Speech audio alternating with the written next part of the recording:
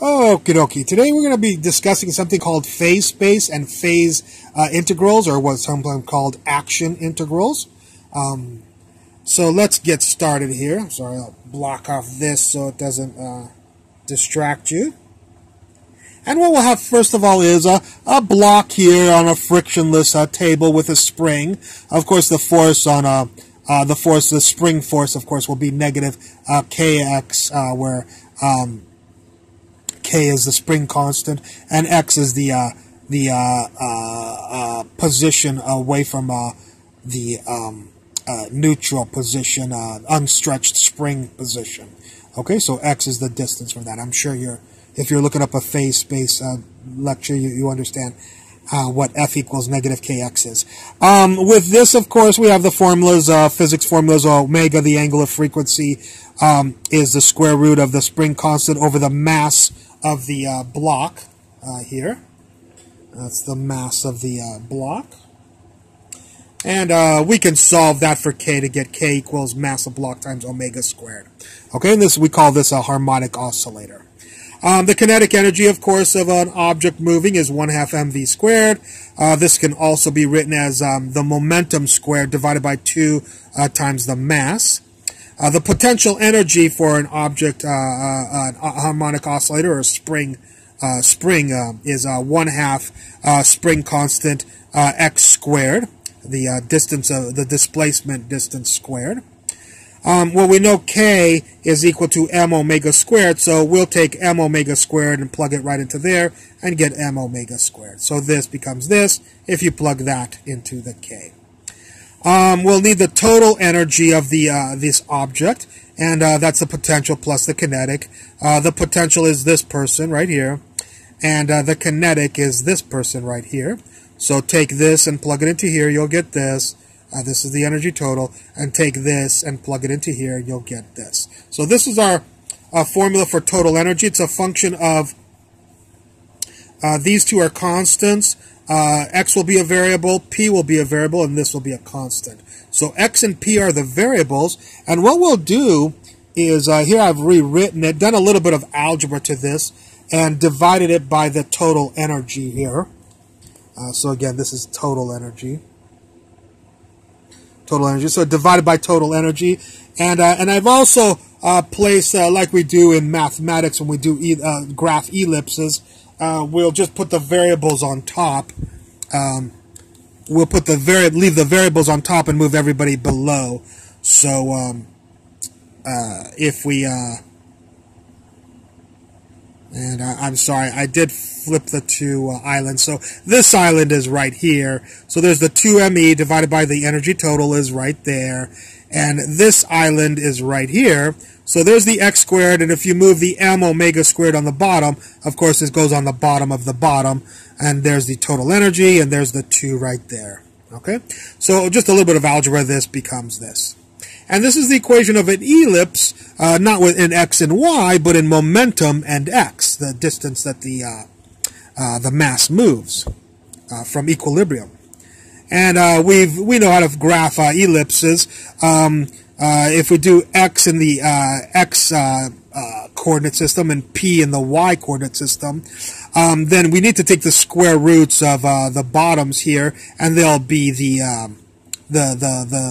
extent of the major axis and the minor axis of the ellipse. So the square root of 2me total is the p right here. It's the distance. It's this is right there, and the square root of this, of course, will be this point right here, right there. And this is called phase space when you graph quantities like position as a function of momentum. Here is called phase space.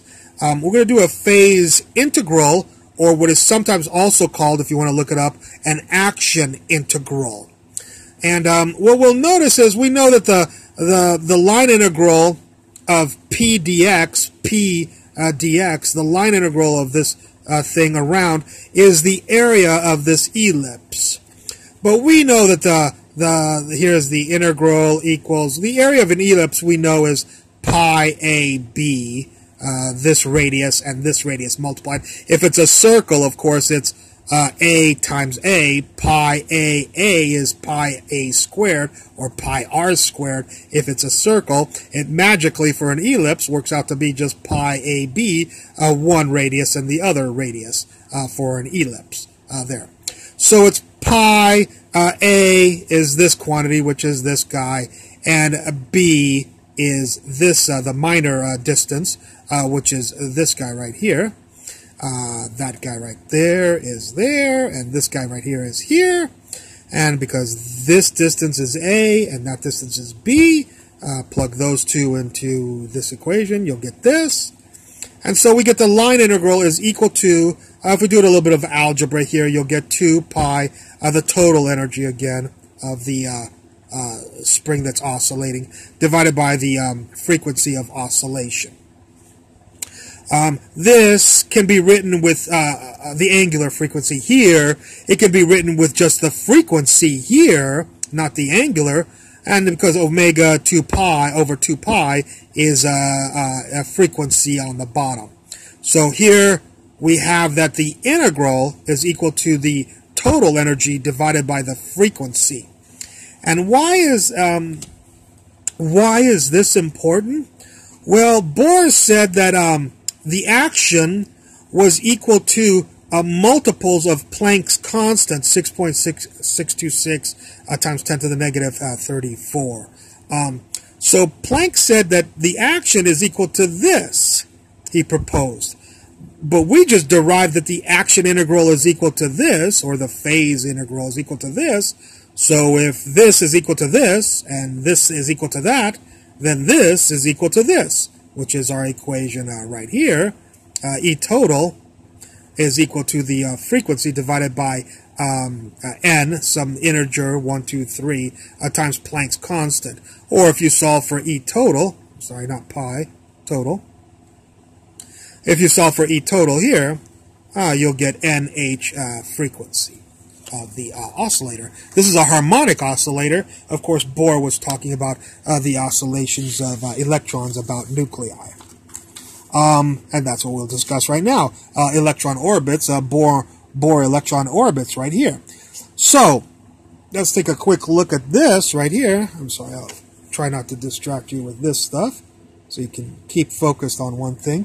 Here we have our electron moving at a mass of the electron, velocity of the electron. These will both be constants. Theta will be changing for the electron. Theta changes. And this is the radius of the orbit right here of the electron about the nucleus here. We say that momentum is, assume angular momentum is quantized. So here's our angular momentum here. And it turns out that this is in units of, this is units of action, because it's kilograms meters per second times meters. Well, what we had before, remember, was the integral of p dx. Well, p is kilograms. V inside momentum, kilograms, was meters per second, so that takes care of mv. And then dx, of course, is in meters. So there's our dx. So this is in kilogram meters squared over seconds. Well, this is in kilograms meters over seconds. So kilograms meters over seconds times meters. Theta is just in rads, so it's not, so it doesn't contribute to any units here. Kilograms meters squared over seconds. Kilograms meters per squared over seconds. This was called an action integral. Guess what? This is an action.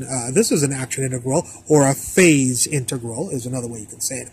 So if we assume this is our angular momentum integral, and assume it's quantized. Quantized means it will be in integer units of Planck's constant, like 2 times Planck constant, or 3, but not 2.5 or 2.623 times h. It'll only be integers times Planck's constant. Anyways, this is the units of action. So we can rewrite this not as momentum, but momentum sub theta. Here we might have called this momentum sub x here because the differential was x, so we'll call it momentum sub x. Here we'll call it momentum sub theta because the differential is theta right here. So I just transformed those people into p theta. Here's the d theta, there's the integral sign, and n and h. So I'll just change those three people to, I just called them ph. Well, actually, I'm going to bounce back over here, and we'll do this integral. M, V, and R are all constant in this experiment, so we'll have to do the integral of d theta. The integral of d theta, well, theta will go from 0 to 2 pi, of course. You know, you do the integral from 0 to 2 pi. There's nothing in here, so it's 2 pi minus 0, and so this integral will equal 2 pi right here. This will be n and this will be h. So we'll have mvr equals nh divided by 2 pi, which is what's called the Bohr condition in quantum mechanics. There. All right. Here I decided to try to write this out in a similar way that we did the other ellipse right there. Notice again, the last time we did p and x, you know, we had the thing was p and x. P was this and x was this. This time we'll have three people, so we'll have mvr squared here plus, and our thing will be theta. So actually we'll have mvr and theta.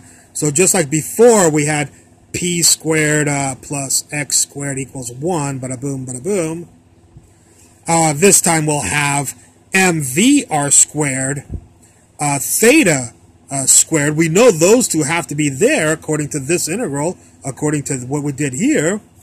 And we know that this has to equal the total energy, h nu n.